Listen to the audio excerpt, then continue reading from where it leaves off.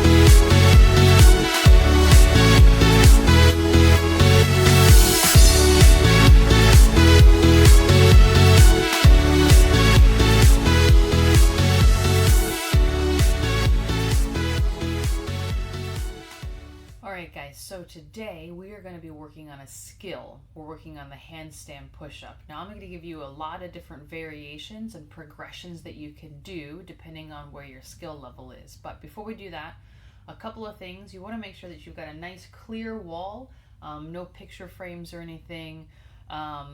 If you don't have an ab mat at home, most people don't, but you're worried about your head coming down, you can always get a nice firm pillow, or you can even fold up some towels or blankets, something for your head to come down on. Again, we're not worried about RX standards here. We're practicing a skill, and so therefore we're going to just make it work however we can.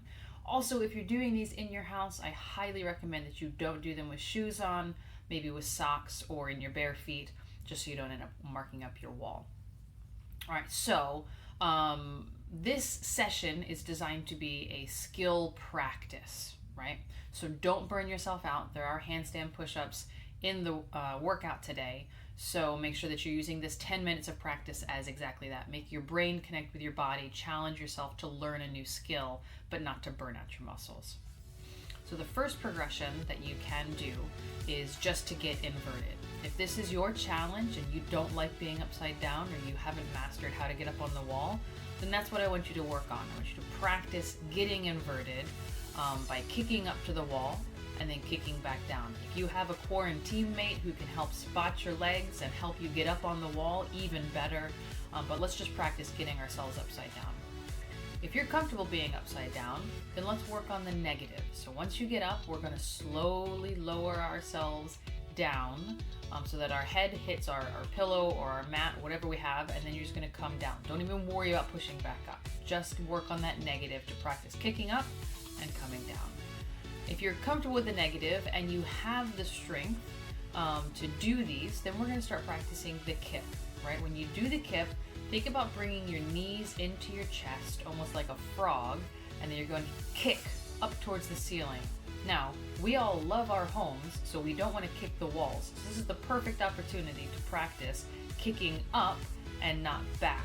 A lot of the errors that we see in handstand push-ups is people kick into the wall. You want to be straight up when you kick and then let your heels come back to the wall on the finish of that handstand push-up. If you've got kipping handstand push-ups, use this time to challenge your strict handstand push-ups. If you've got strict handstand push-ups, use this time to challenge deficit if you're capable.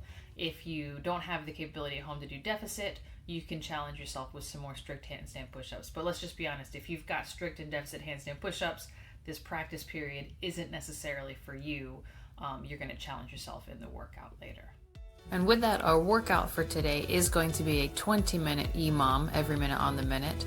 That first minute, you're going to start with 10 handstand push-ups. That's what's programmed. If you're just doing negatives, because that's what you just worked on, then do negatives. Do whatever you can get done within about a 40-second time. We don't want to work for longer than 40 seconds in a minute. If you have handstand push-ups, do 10 if you can. If your 40-second work is more than that, do more than that. If it's strict, do strict. Something where you're going to be working and challenging yourself for 40 seconds. Now, if you're just not getting inverted at all during this EMOM, which is fine, then we can do pike push-ups with your toes up on a box. What you really want to try to do, though, is get your hips as much over your shoulders as possible, touching down in that tripod, and then getting your head back through the window at the top. If you don't want to put your feet up on a box, again, same thing here with a pike push-up. Really trying to get up on your tippy toes, get your hips over your shoulders as you lower yourself down to really simulate that handstand push-up position. After that, our second minute is going to be 60 Russian twists, making sure that you're keeping your back at a 45 degree and your feet up off the floor, touching the floor on either side with both hands as you twist. If you have a small weight at home that you want to use to make this a little bit more challenging, go for it. But what we're not looking for are really heavy weights that are going to slow you down to where you can't do 60 Russian twists within this 40 seconds of work. So small weights are fine, big weights, no thank you. After that, in our third minute, we're going to be doing 12 burpees. This should be a number, again, that you're going to push the pace, but that shouldn't take you all the way up to the full minute in this EMOM. Again, looking for 40-ish seconds of work. After that, minute 4 is a rest minute, and then it's back to the top for more handstand push-ups. All right, that's it. Find something challenging on that handstand push-up work. Remember that this is a practice before the EMOM, so don't burn yourself out. Find something that's going to be challenging for you.